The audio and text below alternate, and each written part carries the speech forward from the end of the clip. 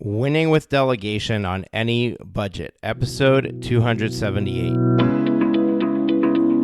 Are you ready to make your law firm a profit-generating machine that will free up your time and skyrocket your impact? With more than 2 decades of business growth experience and having proven that you can be successful while prioritizing your family and your impact, introducing the Profit with Law podcast. I am your host, the creator of the Firm Differentiator 10X Effect, Moshe Amsel.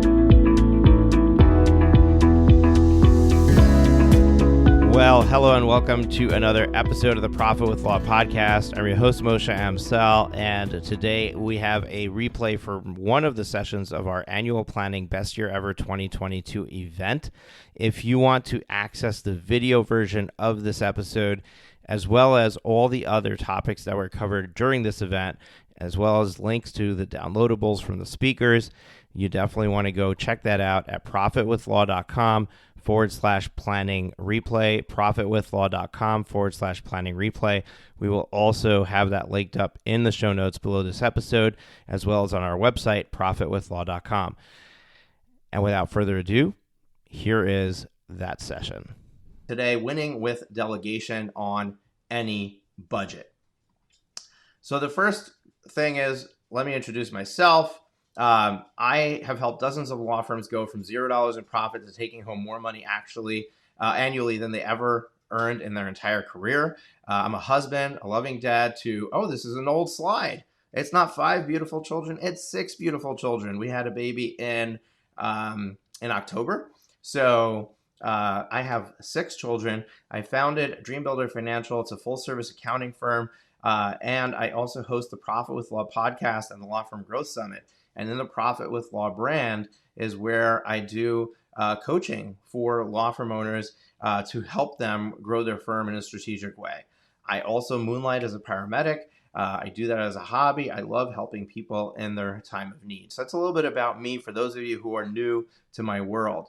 So the first question is, why delegate? Why should I delegate? What am I going to get out of doing that? And for this, I actually wanted to have my whiteboard connected for this particular next slide. I wanted to draw it out for you. Unfortunately, my whiteboard is my iPad, and couldn't get it connected to my computer with the technical difficulties we had today. So I'm going to just do this by talking about it, and hopefully you can visualize as I'm describing what I want you to visualize. So there's 2 things that I want you to understand. Number one, if picture an attorney who's working in a firm. So the attorney is tasked with billable hour time. They don't have any other responsibility other than communicating with the client, showing up in court, doing the drafting and the whatever needs to be done, the communication and the delivery of the legal services.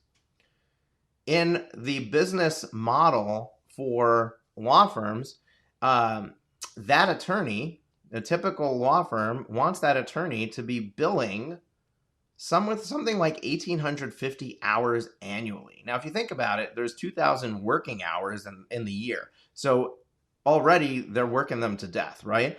But let's take a step back from that. Let's just say $1,850 an hour is unrealistic. And let's say that they're only billing 1,500 hours. So what is the value of that attorney to the law firm? I'm going to literally pick up my phone and open a calculator, and we're going to do some live math. So let's say that you're undercharging your clients, and you're only charging them $250 an hour. So you have 1,500 hours of work in a year times 250 hours. That is a revenue stream of $375,000. Now, in this example, I know you're undercharging your clients because the attorney's salary should be about 20% of the revenue that they're bringing in. And since an attorney on average is going to cost you about $100,000, we know that they should be bringing in about $500,000. So your hourly rate is off. But I don't want to confuse you too much with that math. I just demonstrated that a full-time attorney working in a law firm and not busting their hump, but just basically billing their time as they work it throughout the year, 1,500 hours of billable time at $250 an hour, not a crazy number, is generating $375,000 of revenue for the firm that they're working for. So now, if you're a solo, right, and you're out there in the marketplace working, I know that you're not billing $375,000 a year personally, most of you. And your numbers might be better because you're charging more per hour, okay? But I know you're not billing your 1,500 hours. Why? Because as the owner of the firm, you also have to be having sales conversations. You also have to be answering the phone. You also have to be out there bringing business in from somewhere. So there's a marketing effort that's happening, whether it's just simply talking to other people or futzing around on a website and writing blog posts. You're spending time on marketing. You're also spending time on collections, getting people to pay their invoices, negotiating after the fact when an invoice is delivered to the client. So you're doing all those other things. So if you can picture a circle and we can draw segments of a pie, you're probably in one section a marketer. In another section, you're a salesman. In another section, you're a paralegal. In another section, you're a receptionist. And in another section, you're an attorney. So if we take your time available and we stick it into just one piece of that pie in the attorney slot, it's a percentage of the time. So let's say that you're producing 20% of the time as an attorney. Well, that means that you're limiting the amount of money you can bring in from $375,000 times 20% to $75,000. So you've essentially, by wearing all these hats and holding on to all these jobs, you are limiting your potential from $375,000 to $75,000. And I highlight this and I draw it out that way because I want you to understand that when we say, I cannot afford to delegate, I can't afford to bring somebody on, you're making that decision from the current state where you're limiting your potential to be maximum 20% productivity. Now, don't believe me. So if we understand and wrap our heads around this, we can really see the opportunity cost of not bringing somebody on.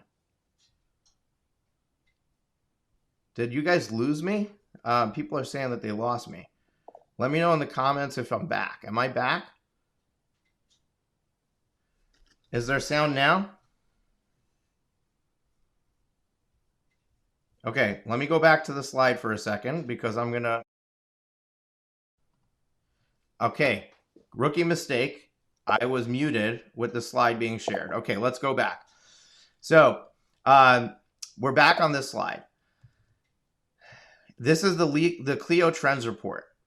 The Clio Legal Trends Report demonstrates, they gather data and they tell us that the utilization rate for a solo attorney is 31%. That's 31% of their time is actually billable. 69% of their time is spent non-billable.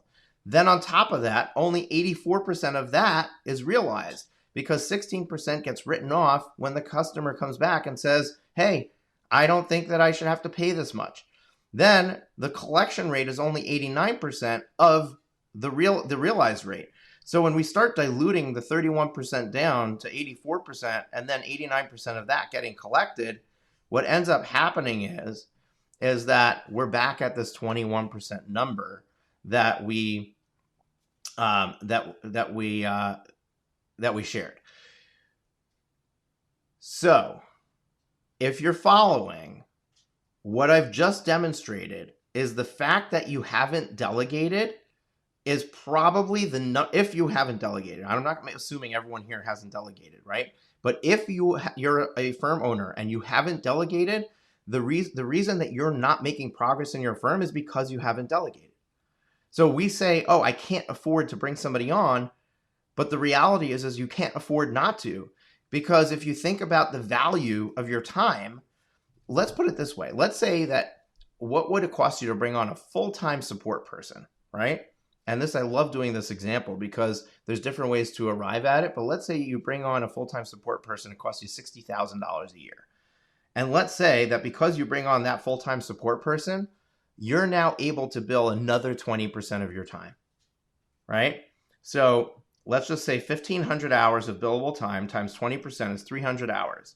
So you can bill 300 hours times 250 because you brought that person on. You're at $75,000 of billable hours. So essentially the increase in hours pays for that person's time. So even if it's just a wash, you're at least working less hard on stuff you don't like to do and doing more of the stuff you do like to do. But more importantly, these numbers are based on $250 an hour. What if you're now billing 600 hours and you raise your rates by $50? 600 times $50 is $30,000. So you can hire a support person full-time, and we're going to talk about you don't even need a full-time support person, but we're going to hire a support person full-time. You're going to completely cover that by your increase in productivity, and you raise your rates, and now you're $30,000 more profitable than you were just a moment ago.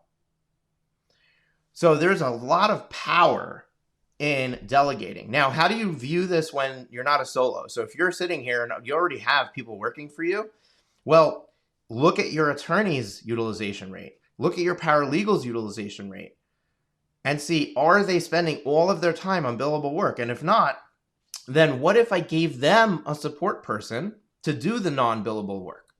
What if I gave them a system to do the non-billable work that would allow them to be more productive? It's an immediate win. And that's the way, as business owners, we need to start thinking about the growth of our business.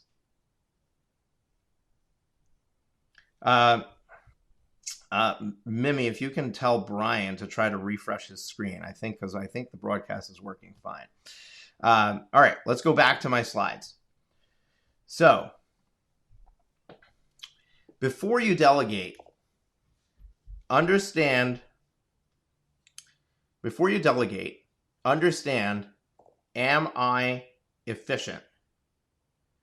And there's a DAD method that I like to explain, which is delete, automate, delegate, right? So the first thing you want to ask is, have I deleted the unnecessary tasks that I'm doing? We all have things that we do that probably don't need to be done. Sometimes it's frequency of activity. Sometimes it's the actual task. The best example is email. Take a paper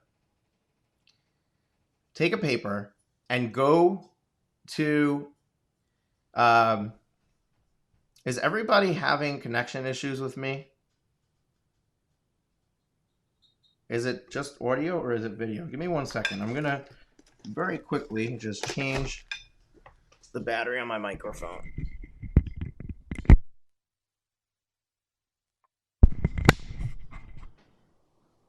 Okay. Let me know if this is better. Let me know if this audio is better, because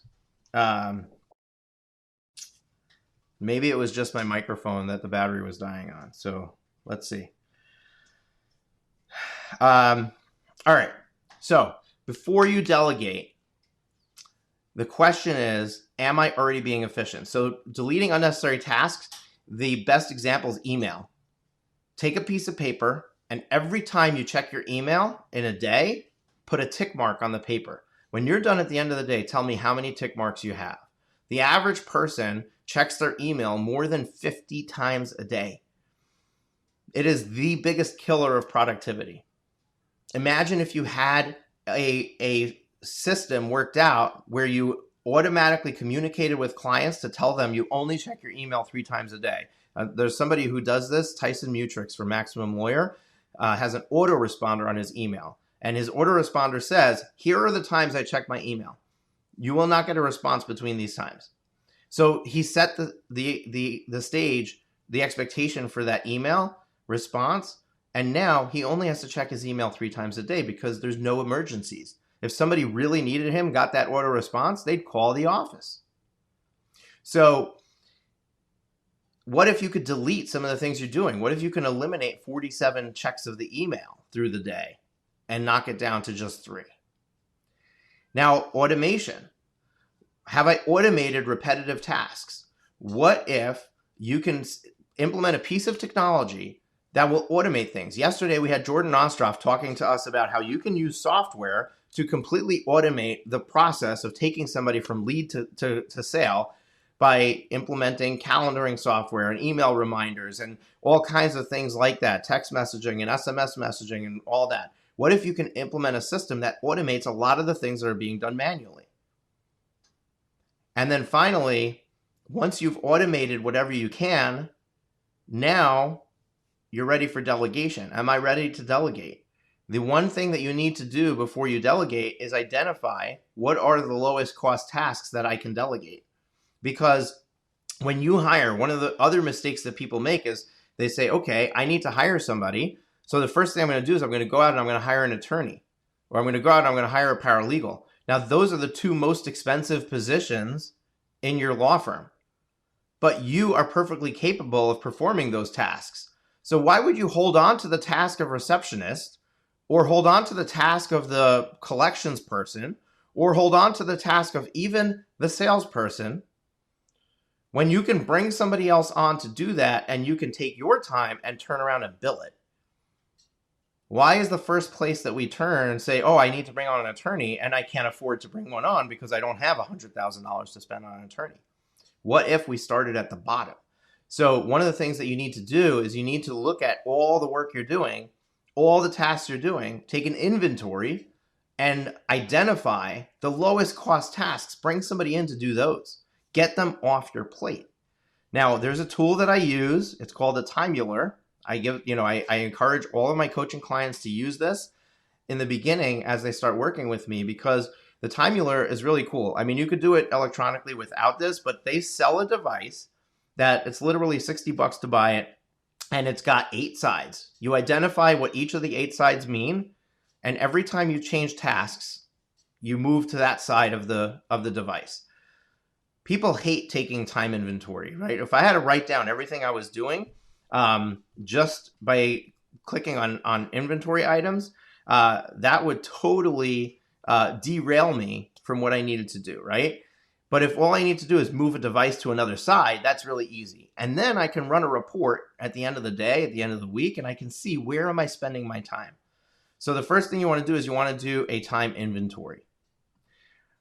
From there, now I kind of talked about this slide. I'll just gloss over because I kind of talked about it.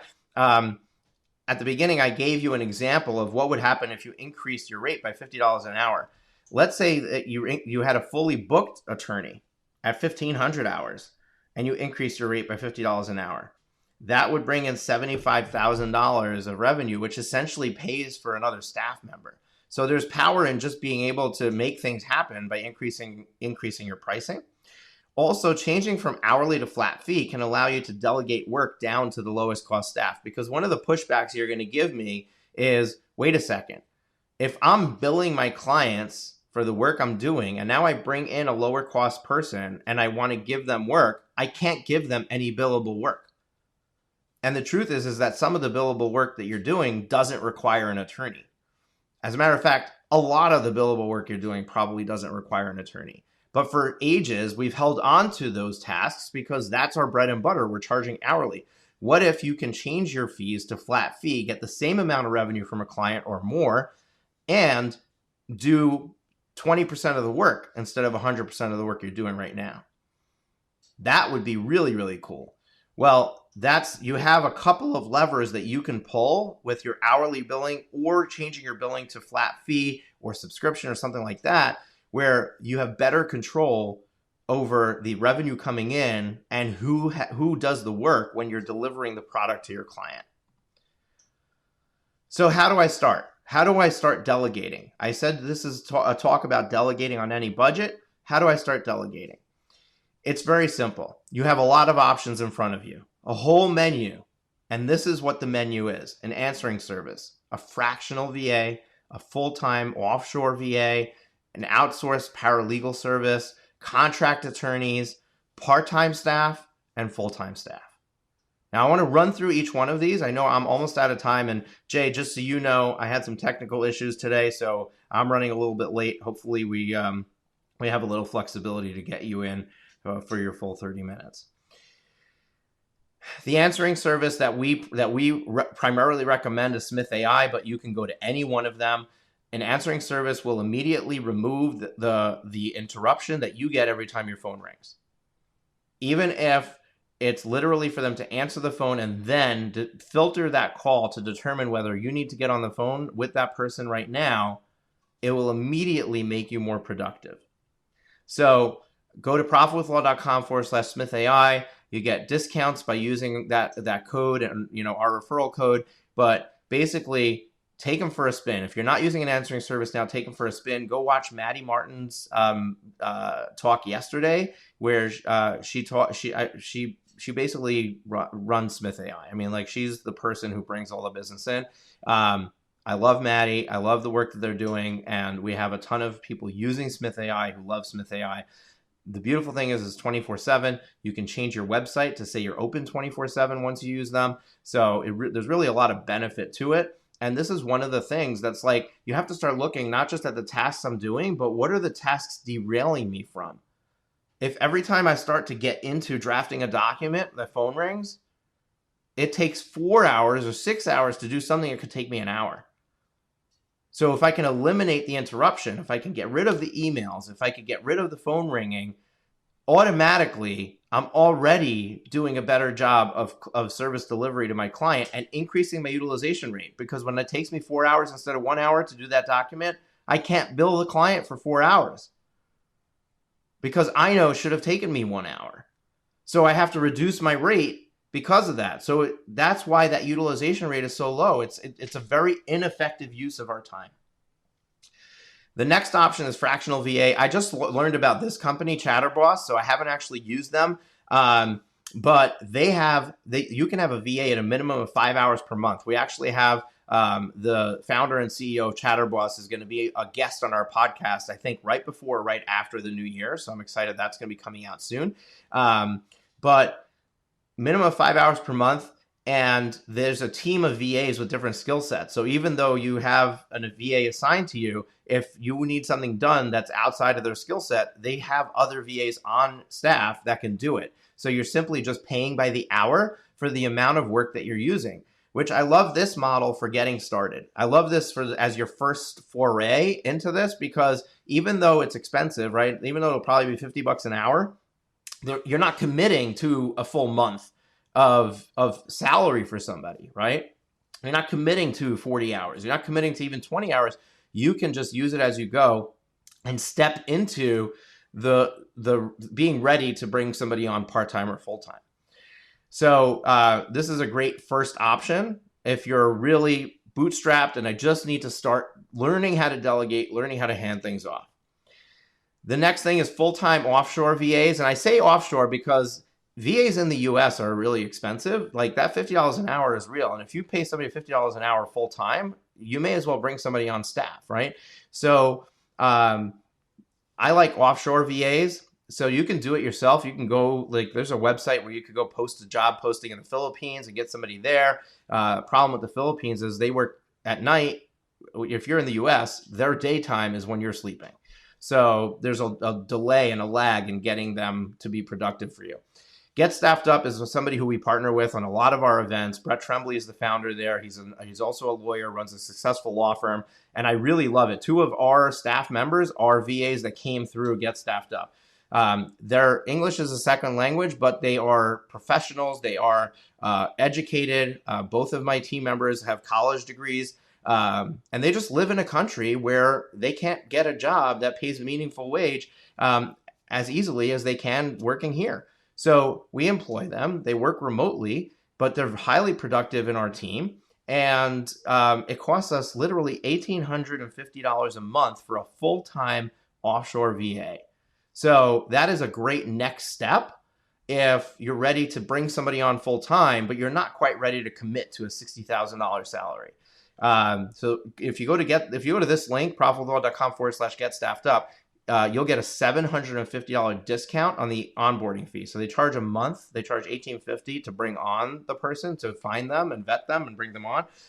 You can save $750 by going to that link. The remaining options, I'm just going to run through these because I really want to bring Jay on.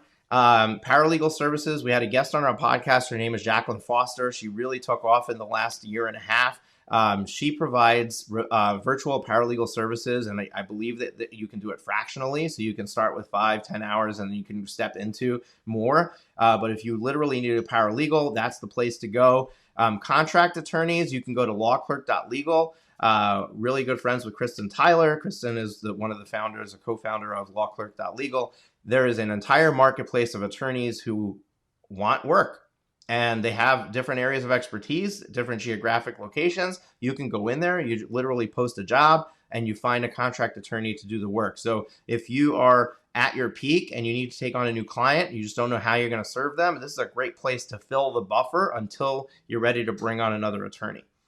And then part-time and full-time staff, you're going to have to do a job search. You're going to have to vet them to make sure they're a good fit for your business. So you're going to have to understand the hiring process and the vetting process and really get good at finding good talent. And we have Jay Niblick, who's going to be talking next. He's from WiseHire. So we're going to learn more about things that you need to think about in the hiring process. But I'm a big fan of WiseHire. I didn't know I was a big fan of WiseHire until some of my clients started using them and getting really, really good results they were struggling to find good talent. And then they implemented WiseHire, and it literally puts the job, they write the job post for you. You can tweak it. They have people who vet it. Like there's coaches on their team that check the job post, give you feedback on it. They put the candidate through a DISC profile test, and then they give you a grade so you can see how they scored. They have a beautiful Kanban board that you can move people through the process as they're going through it. I love WiseHire. If you're hiring somebody part-time or full-time, check it out, profitwithlaw.com/WiseHire. And that's Wise with a Z. Hiring and Empowering Solutions, we're going to have Molly McGrath on at the end of today. And she's also a rock star. Her team, what they do is they're more interested in helping you find somebody that is going to be what they call an intrapreneur. They're going to act like an entrepreneur, and they're going to be on your staff. So they help you with actually finding the person. They do the job search. They're more like a staffing company, and they'll stay engaged with you for the first 90 days after you bring on your new team member to help you and coach you through the process of getting your team member onboarded in the right way so that they are empowered to be making decisions and be proactive in the growth of your firm. So I love all of these options for when you're ready to look at part-time and full-time people to bring on. Again, I apologize we got started late. I'm going to jump over to just some real quick announcements, and then we're going to bring Jay on. So if you want to access the replays from any of the days, any of the sessions, you go to profitwithlaw.com/planning replay, unless you've already registered for the event. In that case, every email you're getting emailed the link to the replays. We compiled a single web page that has everything on it, videos, resources, everything that you can possibly need. Sorry about the technical difficulties with me presenting, and hopefully you'll forgive me for that. Now, I do want to give you a quick opportunity if you want to explore working with us further. I'm going to run through this real quick. If you're frustrated with where you're at, you're spending too much time on your business, you're not making enough progress on your business, you want to figure out how to move the needle, you don't want to be a struggling law firm owner, you want to be a proud and free law firm owner, you want to be in charge of your life and your decisions, you can book a free coaching call with one of our coaches. Now, I'm just going to put this out there right up front. At the end of the call, they're going to pitch our Law Firm Growth Elite Lawyer Coaching Program. That coaching program costs $20,000. However, what we do in 18 months is we literally take you from having no direction, no plan, no vision, to creating a vision, creating a plan, and executing on that plan in an extremely precise fashion so that at the end of the year, you turn around and you've made so much progress that you've been struggling with to do over the course of time, and now you've done it and you've executed on it. So that $20,000 is a joke when it comes to what is the potential success that you can have. You can do this free coaching call even if you have zero intention of joining us. It's not a problem. We'll spend the time with you, and you will walk away from this call with a crystal clear vision of your ultimate law firm success and the perfect lifestyle. We're going to help you uncover the challenges that you might come across, and we're going to help you make sure that you leave the session renewed, re-energized, and inspired to really take action in your firm, whether it's with us or not. That's it for this week's episode of Profit with Law. If you have enjoyed the show, please consider sharing it with at least one person. Imagine how many lives we can change if we each shared this episode. Another way to share the episode is on social media. We appreciate your support and look forward to you joining us again next week.